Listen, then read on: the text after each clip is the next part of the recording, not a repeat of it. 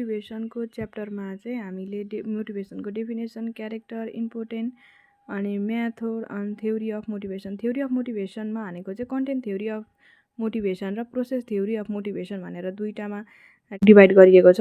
र यसमा भनेको चाहिँ Maslow theory of hierarchy of needs, Herzberg dual factors theory र ERG theory.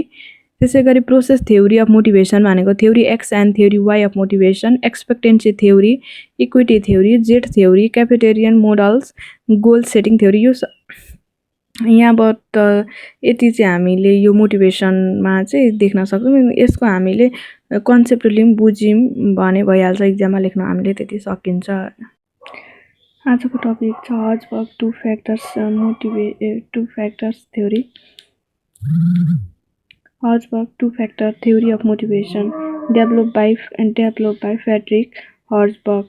Hrzberg two factors theory explains the employee satisfaction and dissatisfaction at work are influenced by two different set of factors.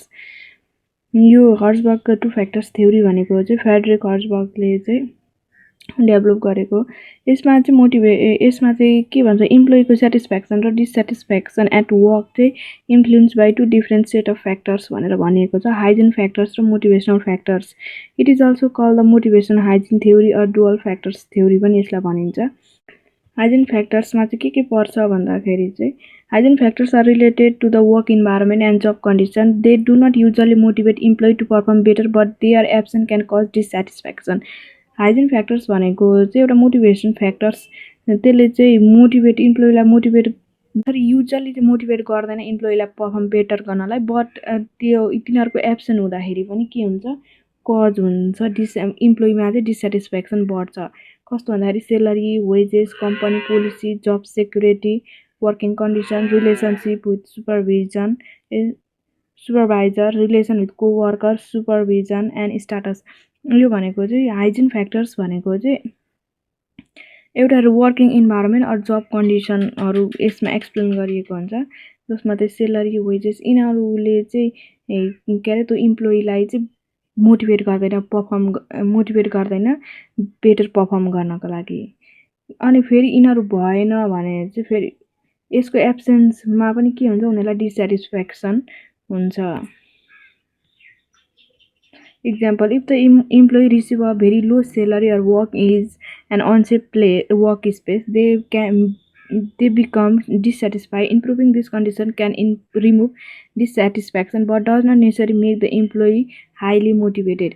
यो थोरै salary अनि unsafe work place छ भने उनीहरूलाई के हुन्छ, इम्प्लोइलाई डिससेटिस्फ्याक्सन हुन्छ। तर यिनीहरू यो कन्डिसन इम्प्रुभ गर्दाखेरि पनि उनीहरूको डिससेटिस्फ्याक्सन चाहिँ अलिकति कम हुन्छ। तर यिनीहरू फ्याक्टरले गर्दा चाहिँ इम्प्लोइलाई मोटिभेट हुँदैन, उनीहरूलाई चाहिँ वर्कहरू काम गर्नलाई चाहिँ मोटिभेट हुँदैन।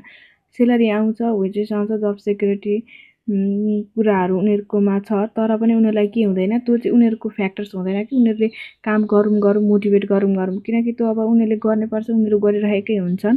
तर त्यो फ्याक्टर्स चाहिँ मेनली उनीहरूलाई बेटर पर्फर्म गर्नलाई चाहिँ त्यो हेल्पफुल हुँदैन।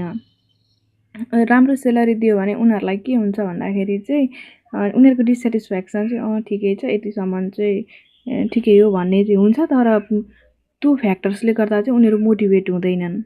अब त्यसै गरी फ्रेडरिक हर्जबर्गले चाहिँ के भनेका छन् भन्दाखेरि मोटिभेसनल फ्याक्टर्स चाहिँ यहाँ motivational factors are related to the nature and content of the जब।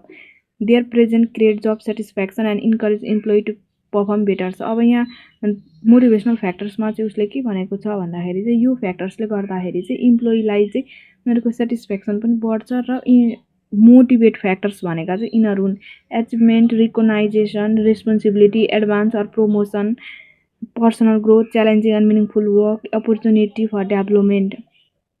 यी फ्याक्टर्सले गर्दा चाहिँ इम्प्लोइलाई के हुन्छ, बेटर पर्फर्म गर्नलाई चाहिँ हेल्प हुन्छ, मोटिभेट हुन्छ। यिनीहरू भनेको चाहिँ के हो, motivation factors.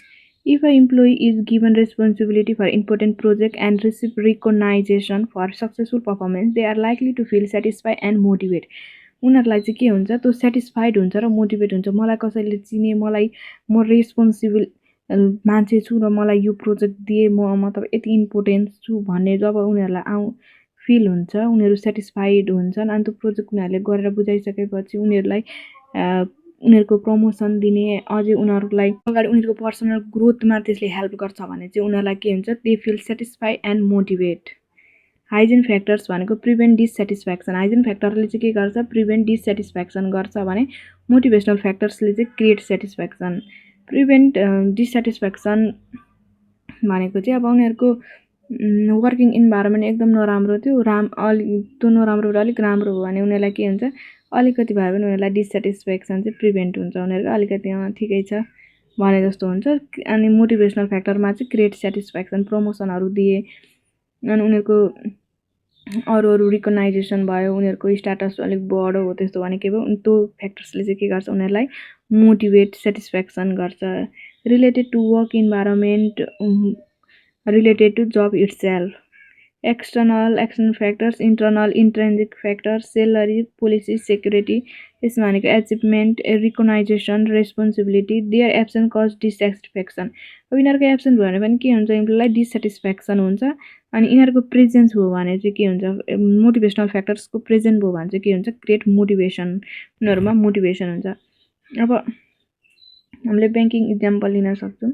Suppose Ram works in a bank, Ram चाहिँ ब्याङ्कमा काम गर्छ, receive a fair salary and has good working condition and enjoy job security, this are hygiene factor that prevent dissatisfaction. यिनीहरू फ्याक्टर्स भनेको चाहिँ के हो डिससेटिस्फ्याक्सन चाहिँ यसले हाइजिन फ्याक्टरले गर्छ प्रिभेन्ट गर्छ। If the manager gives him recognition, greater responsibility and opportunity for promotion, this motivational factor can increase his satisfaction and performance हो। यो फ्याक्टर्स, यो मोटिभेसनल फ्याक्टर्स भनेको चाहिँ उसलाई रिकगनाइज गर्नु, ग्रेटर रेस्पोन्सिबिलिटीहरू दिनु, अपर्च्युनिटी दिनु हो। त्यो गर्दाखेरि चाहिँ उसको के हुन्छ सेटिस्फ्याक्सन पनि इन्क्रिज हुन्छ र उसको पर्फर्मेन्स पनि के हुन्छ अटोमेटिकल्ली चाहिँ बढ्छ।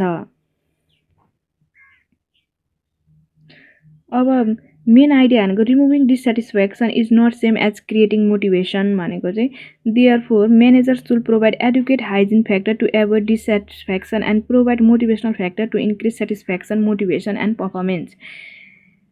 म्यानेजरले चाहिँ के गर्नुपर्छ चाहिँ एडुकेट हाइजिन फ्याक्टर्स पनि प्रोभाइड गर्नुपर्छ, किनकि त्यहाँनिर टु एभोइड डिससेटिस्फ्याक्सन, इम्प्लोइलाई चाहिँ डिससेटिस्फ्याक्सन एभोइड गर्नको लागि र मोटिभेसनल फ्याक्टर्स दिनुपर्छ के गर्न इन्क्रिज सेटिस्फ्याक्सन, मोटिभेसन, पर्फर्मेन्स।